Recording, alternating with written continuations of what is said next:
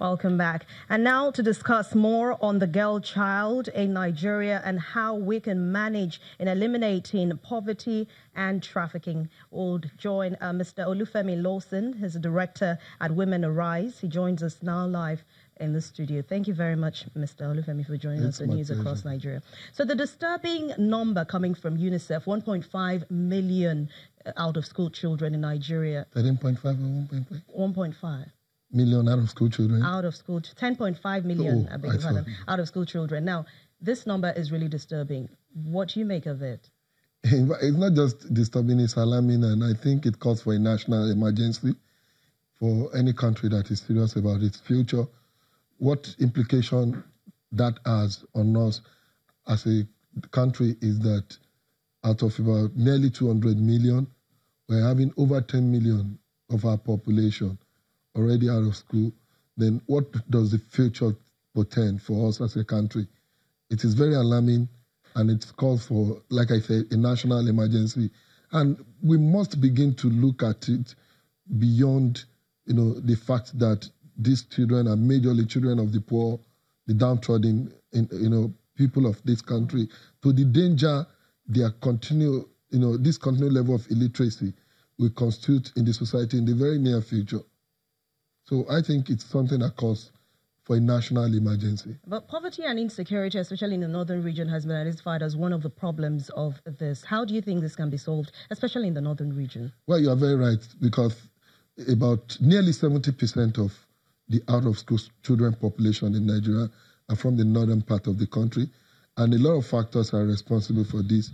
Beyond, poverty, and some of this lack of access to education, as the case may be, there have been several other factors, such as religion, some traditional, reasons too, for these children to be taken out of school. Some parents, have always been, particularly in that part of the country, of the opinion that, the children must go through Islamic education, they must get Islamic education before getting the basic education. So in moving forward and in solving this, the government must immediately look at, not only by taking away the values, their religious values, from those parents, as the case may be, but how we can inculcate basic education into the Islamic education, as the case is in the north, and now we can also make education compulsory, especially for the children, not in that part of the country alone, but even in the country as a whole.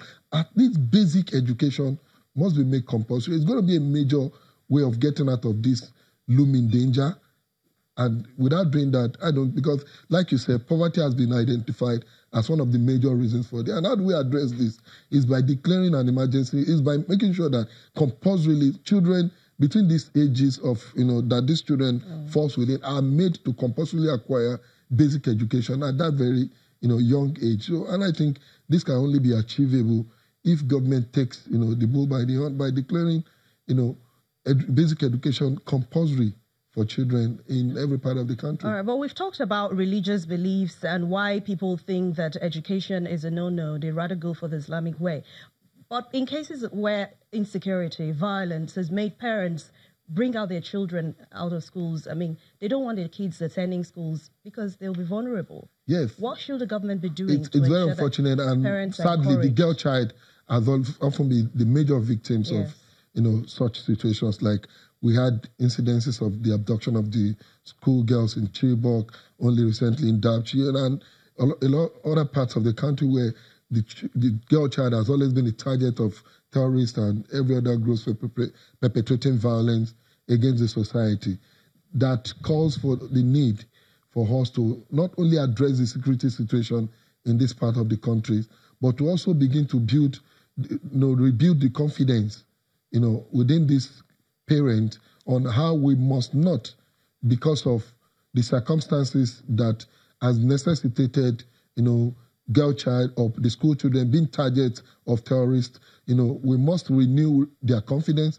We must let them know that it is by educating these children that we can even secure the future against further acts of terrorism. All right, but now groups are calling on the National Assembly to pass the girl child rights bill. But what do you think are some of the grey areas in this bill that we're talking about and we want passed? Well, the basic thing is that while it is the duty of the legislators to pass law, to make law, that governs any society, in moving forward in this, I think the National Assembly must immediately engage other stakeholders, particularly from the government angle and the civil society, in order to sit down together, harmonize the grey areas in this bill, and ensure that it is, passed as soon as possible in the interest of the girl child, majority of whom constitute this population of out-of-school children in Nigeria today.